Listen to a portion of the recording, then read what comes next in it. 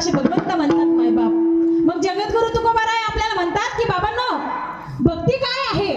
नाम हीच भक्ती आहे. तुम्ही किती फिरून आलात तरी गोष्ट त्याच ठिकाणी येते. नाम हीच भक्ती आहे. आणि आपल्याला फक्त ठाईच वसुली करायला सांगितले. मग ती नामाची गोडी अशी आहे. आता मी तुम्हाला सांगते, ऐका. बघा,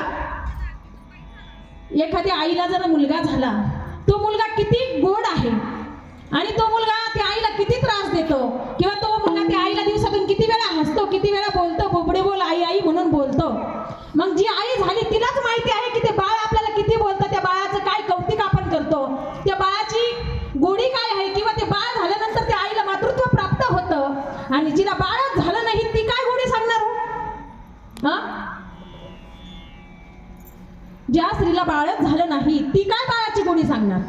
मग त्याकरिता ज्यांनी नाम घेतले तेच फक्त हे अमृत सेवन करू शकतात. ज्यांनी नाम घेतले नाही ना मायबाप, ते मात्र चांगदेव महाराजांसारखे कोरे ना कोरेच राहणार. विठ्ठल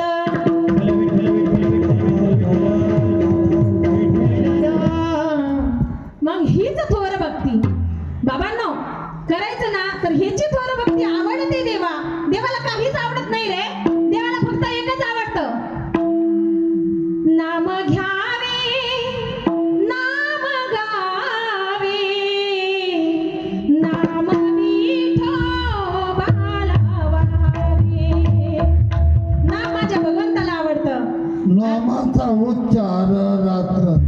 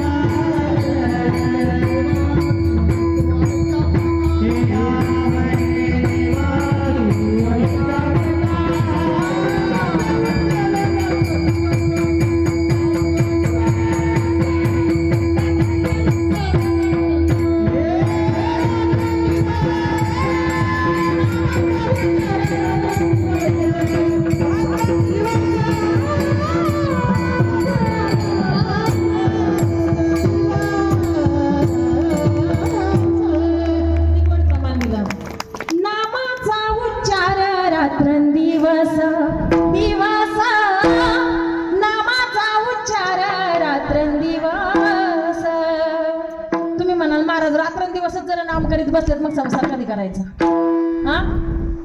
संसार कधी करायचा? लेकराला कधी वेळ द्यायचा? पतीला कधी वेळ द्यायचा? घरच्या सासू सासऱ्यांना कधी वेळ द्यायचा? अरे बाबा, हे सगळं माईक आहे. हे काय आहे? सगळं माईक आहे आणि सगळं व्यर्थ जाणार आहे. सोबत फक्त नामच येणार आहे. आणि हीच खरी तुमची भक्ती आहे. अभंगाचा प्रथम